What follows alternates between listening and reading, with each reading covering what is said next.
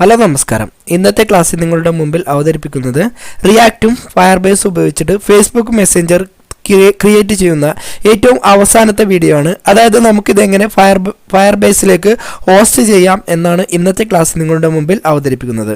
അപ്പോൾ നമ്മൾ ആ പ്രൊജക്റ്റ് എല്ലാം നമ്മൾ ചെയ്തിട്ടുണ്ട്. നമുക്കതിലേക്ക് ആവശ്യമായിട്ടുള്ള എല്ലാ കാര്യങ്ങളും നമുക്ക് ചേർത്ത് കൊടുത്തിട്ടുണ്ട്. ഇതിന് ഗ്ലോബലി, അതായത് എല്ലാവർക്കും ഈ ലോകത്തിൻ്റെ ഏത് ഭാഗത്തും ഇരുന്നിട്ടും നമുക്ക് ഈ ആപ്ലിക്കേഷന് ലഭ്യമാകണമെന്നുണ്ടെങ്കിൽ ഇത് നമ്മൾ എന്ത് ചെയ്യണം? ഹോസ്റ്റ് ചെയ്യണം. ഇവിടെ ഞാൻ ഹോസ്റ്റ് ചെയ്യാനായിട്ട് ഉപയോഗിക്കുന്നത് ഫയർബേസ് തന്നെയാണ്. അപ്പോൾ ഹോസ്റ്റ് ചെയ്യാൻ ആദ്യം തന്നെ നമ്മളിവിടെ വന്ന് ഫയർബേസിൻ്റെ കുറച്ച് കാര്യങ്ങൾ നമ്മൾ മുമ്പ് ചെയ്തിട്ടുണ്ട്. അതൊക്കെ ഇൻസ്റ്റാൾ ചെയ്തിട്ടുണ്ടെങ്കിൽ മാത്രമേ ഇത് ചെയ്യാൻ പറ്റൂ. അത് ഞാൻ ഫസ്റ്റ് വീഡിയോയിൽ എങ്ങനെ ചെയ്യണം എന്നതിനെക്കുറിച്ച് ഞാൻ ഡീറ്റെയിൽ ആയിട്ട് പറഞ്ഞിട്ടുണ്ട്. അപ്പോൾ ഇത്രയും ചെയ്തതിന് ശേഷം നമുക്കിവിടെ വന്ന് ആദ്യം തന്നെ എന്ത് ചെയ്യാം? ടെർമിനലിൽ ഫയർബേസ് എന്നിട്ട് ഇനിറ്റ് എന്ന് ചേർത്ത് കൊടുക്കുക. ഫയർബേസ് ഇനിഷ്യലൈസ് ചെയ്യാൻ വേണ്ടിയിട്ടാണ് ഇനിറ്റ് എന്ന് ചേർത്ത് കൊടുക്കുന്നത്. എന്നിട്ടൊന്ന് ജസ്റ്റ് എന്ത് ചെയ്യുക? എൻ്റർ അടിക്കുക. ഇത് ഓപ്പൺ ചെയ്യുന്നത് വരെ നമുക്കൊന്ന് വെയിറ്റ് ചെയ്യാം. ഓക്കെ, അപ്പോൾ ഈ രൂപത്തിലൊരു പേജായിരിക്കും നമുക്ക് തുറന്നു വരിക. ഇതിൽ നിന്ന് നമുക്ക് എന്ത് ചെയ്യാം? ആരോ കീ ഉപയോഗിച്ചിട്ട് ഹോസ്റ്റിംഗ് എന്ന ഭാഗം സെലക്ട് ചെയ്യുക. രണ്ടാമത്തേതല്ല, അതിൻ്റെ ഏറ്റവും മുകളിലുള്ളത് ഈ ഭാഗം സെലക്ട് ചെയ്യുക.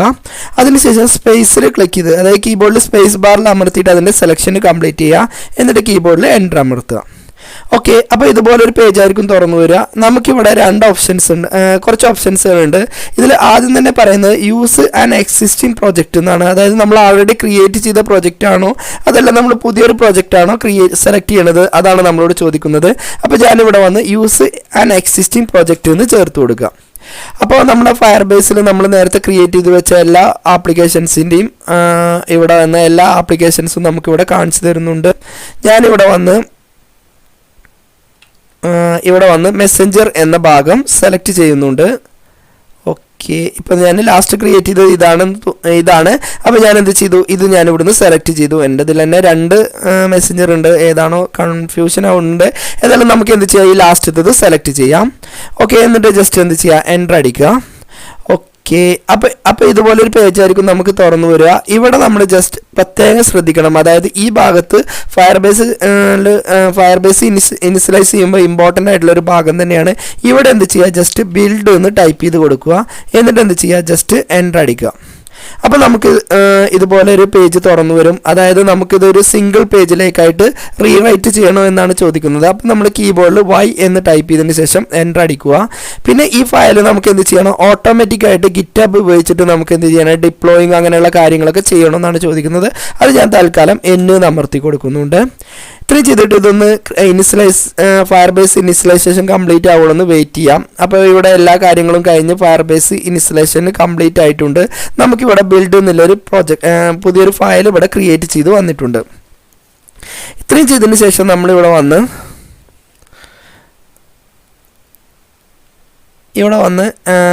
npm റൺ ബിൽഡ് എന്ന് ടൈപ്പ് ചെയ്ത് കൊടുക്കുക. അതായത് വീണ്ടും ടെർമിനലിൽ നമ്മളിവിടെ വന്ന് npm ബിൽഡ് എന്ന് പറയുന്നത് നമ്മളിവിടെ npm റൺ എന്നതിന് ശേഷം ബിൽഡ് എന്ന് ചേർത്ത് കൊടുക്കുക. ഓക്കെ, ബിൽഡ് എന്ന് പറയുന്നത് നമ്മളിവിടെ ക്രിയേറ്റ് ചെയ്ത ഈ ഫോൾഡറിൻ്റെ പേരാണ്. ഇവിടെ വന്ന് ബിൽഡ് എന്ന് ടൈപ്പ് ചെയ്ത് എന്ത് ചെയ്യുക? ജസ്റ്റ് ഒന്നുകൂടി എൻ്റർ അടിക്കുക. ഇനി എന്ത് ചെയ്യാണ്? നമ്മൾ ഈ ഫയർബേസിലേക്ക് ഇൻസ്റ്റാൾ ചെയ്യേണ്ട എല്ലാ കാര്യങ്ങളും ഇത് ക്രിയേറ്റ് ചെയ്യും. അത് ക്രിയേറ്റ് ചെയ്ത് വരുന്നത് വരെ നമുക്കൊന്ന് വെയിറ്റ് ചെയ്യാം. അതായത് ഇതിലേക്ക് ആവശ്യമായിട്ടുള്ള എല്ലാ ഫോൾഡറുകളും അതേപോലെ തന്നെ എല്ലാ ഫയലുകളും നമുക്ക് ഡിപ്ലോയ് ചെയ്യാൻ ആവശ്യമായിട്ട് അതൊരു ഫയലിലേക്ക് അല്ലെങ്കിൽ ഒരു ഫോൾഡറിലേക്ക് ആക്കിയിട്ട് ഇതൊന്ന് ചുരുക്കിയെടുക്കുകയാണ്. അപ്പോൾ അത് ക്രിയേറ്റ് ചെയ്യാൻ കുറച്ച് സമയം എടുക്കും. അപ്പോൾ അത് ക്രിയേറ്റ് ചെയ്ത് വരുന്നത് വരെ നമുക്കൊന്ന് വെയിറ്റ് ചെയ്യാം. ഓക്കെ, അപ്പോൾ എന്തായിട്ടുണ്ട്? നമ്മൾ എല്ലാ ഫയലുകളൊക്കെ ക്രിയേറ്റ് ചെയ്ത് എത്ര സൈസാണോ അതേപോലെ തന്നെ എത്ര ഫയൽ അപ്ലോഡ് ചെയ്യണം അങ്ങനെയുള്ള എല്ലാ കാര്യങ്ങളും നമുക്കിവിടെ റെഡിയാക്കി വെച്ചിട്ടുണ്ട്. ഇനി അറ്റ് ലാസ്റ്റ് ആൻഡ് ഫൈനൽ സ്റ്റെപ്പാണ്. അപ്പോൾ നമ്മളിവിടെ വന്ന് ഫയർബേസ് എന്ന് എഴുതിയതിന് ശേഷം നമുക്കിത് ഡിപ്ലോയ് ചെയ്യാണ്. അപ്പോൾ ഇവിടെ വന്ന് ഡിപ്ലോയ് എന്ന് ടൈപ്പ് ചെയ്ത് ജസ്റ്റ് എൻ്റർ അടിക്കുക.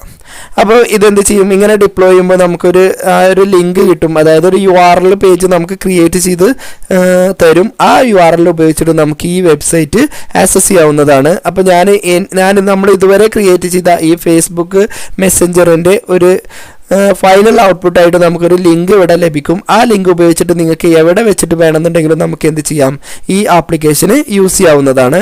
അപ്പോൾ ഇതൊന്ന് ക്രിയേറ്റ് ചെയ്ത് വരുന്നത് വരെ നമുക്കൊന്ന് വെയിറ്റ് ചെയ്യാം. അപ്പോൾ ഇതിലേക്ക് ആവശ്യമായിട്ടുള്ള ഫയലുകളൊക്കെ അപ്ലോഡ് ചെയ്യുക, അതേപോലെ തന്നെ അതിൻ്റെ പല കാര്യങ്ങളും ഇത് ചെയ്യുന്നത് നമുക്കിവിടെ സ്റ്റെപ്പായിട്ട് കാണാവുന്നതാണ്.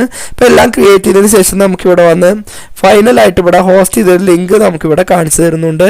അപ്പോൾ എന്ത് ചെയ്യാം, നമുക്ക് ഈ ജസ്റ്റ് ഈ ലിങ്ക് ഒന്ന് കോപ്പി ചെയ്തെടുക്കാം. ഒന്നുകിൽ ഇതിൽ ക്ലിക്ക് ചെയ്തതിന് ശേഷം കീബോർഡിൽ കൺട്രോളിലും ആ ലിങ്കിലും ക്ലിക്ക് ചെയ്താൽ മതി. നമുക്ക് ഒന്നും കൂടി മനോഹരമായിട്ട് നമ്മുടെ ബ്രൗസർ ഓപ്പൺ ചെയ്തിട്ട് അതിൽ ഐശ്വര്യമായിട്ട് തന്നെ ഇത് തുറക്കാം.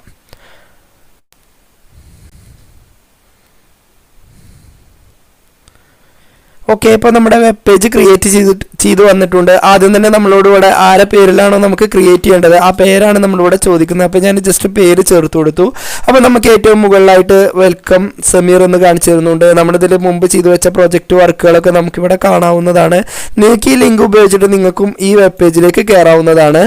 ഓക്കെ, മെസ്സഞ്ചർ, അതിനുശേഷം ഒരു ചെറിയ ഡാഷ് 2458.1.web.app. ഇനി ഇവിടെ വന്ന് നമ്മൾ ജസ്റ്റ് ഹായ് എന്ന് ടൈപ്പ് ചെയ്ത് മെസ്സേജ് നമുക്ക് ഇവിടെ വന്ന് സെൻഡ് ചെയ്യും. അപ്പോൾ നമ്മൾ അയച്ച മെസ്സേജ് ഇവിടെ വന്ന് ടൈപ്പ് ചെയ്ത് വന്നിട്ടുണ്ട്. ഹലോ, അങ്ങനെ ഹൗ ആർ യു, അങ്ങനെ എന്ത് മെസ്സേജാണോ നമ്മളിവിടെ ചേർത്ത് കൊടുക്കുന്നത് അത് നമുക്കിവിടെ ഒന്നും കൂടി ഫാസ്റ്റ് നമ്മൾ എന്താണോ ഇവിടെ ടൈപ്പ് ചെയ്യുന്നത് അത് നമുക്കിവിടെ വന്ന് ഈ രൂപത്തിൽ ഡിസ്പ്ലേ ചെയ്ത് വരും. നമ്മൾ ഈ പേജ് ഒന്നും കൂടി റീലോഡ് ചെയ്യുകയാണെങ്കിൽ നമുക്ക് അടുത്തൊരു പേരായിരിക്കും വരിക. ആ പേരിൽ നമ്മളിവിടെ എന്ത് മെസ്സേജാണോ കൊടുത്തത് അത് നമുക്കിവിടെ വന്ന് ഡിസ്പ്ലേ ചെയ്ത് വരും. അപ്പോൾ ഇത്രയും ദിവസം നമ്മൾ ചെയ്ത ഫേസ്ബുക്ക് മെസ്സഞ്ചറിൻ്റെ ആപ്ലിക്കേഷൻ ഇവിടെ കംപ്ലീറ്റ് ആയിട്ടുണ്ട്. ഇനി ഈ പ്രൊജക്റ്റിൻ്റെ കോഡ് നിങ്ങൾക്ക് ലഭിക്കാൻ വേണ്ടിയിട്ട് ഞാനത് ഗിറ്റാബിലേക്ക് ഒന്ന് ഹോസ്റ്റ് ചെയ്യുന്നുണ്ട്. അപ്പോൾ ഇവിടെ ഗിറ്റാബ് എന്നുള്ള പേജ് ഞാനിവിടുന്ന് ഓപ്പൺ ചെയ്തു. അതായത് എല്ലാവർക്കും ലഭിക്കേണ്ട രൂപത്തിലേക്ക് ഞാനിത് എന്ത് ചെയ്യുന്നത്, ഈ ഫയൽ ഞാൻ ഗിറ്റാബിലേക്ക് ആഡ് ചെയ്യുന്നുണ്ട്. എന്നിട്ട് ഇതിൻ്റെ റെപ്പോസിറ്ററി ലിങ്ക് ഞാനിതിൻ്റെ ഡിസ്ക്രിപ്ഷനിൽ ആഡ് ചെയ്ത് തരാം. ഓക്കെ, ഇവിടെ വന്ന് റെപ്പോസിറ്ററീസ് നമുക്കൊന്ന് ഓപ്പൺ ചെയ്യാം.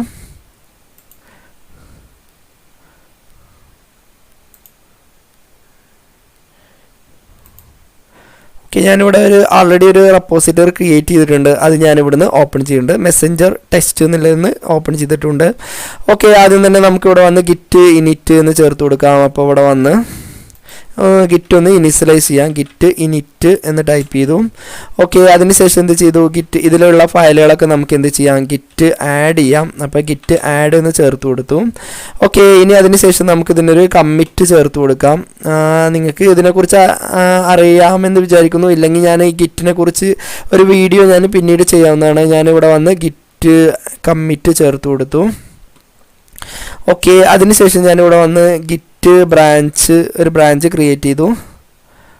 ഓക്കെ, അതിനുശേഷം ഞാൻ ഏത് പേജിലേക്കാണ് ലിങ്ക് ചെയ്യേണ്ടത് ആ ലിങ്ക് ഞാനിവിടെ നിന്ന് കോപ്പി ചെയ്തെടുത്തു. അതിവിടെ വന്ന് പേസ്റ്റ് ചെയ്തു. ഓക്കെ, അതിനുശേഷം ഞാനത് എന്ത് ചെയ്യുന്നുണ്ട്, പുഷ് ചെയ്യുന്നുണ്ട്. ഓക്കെ, ഇവിടെ വന്ന് ഞാനത് പുഷ് ചെയ്യുന്നുണ്ട്. ഇതൊന്ന് നമുക്ക് വെബ് പേജിലേക്ക്, അതായത് നമ്മളെ ഗിറ്റബിലേക്ക് പുഷ് ചെയ്ത് വരുന്നോളം നമുക്കൊന്ന് വെയിറ്റ് ചെയ്യാം. ഓക്കെ,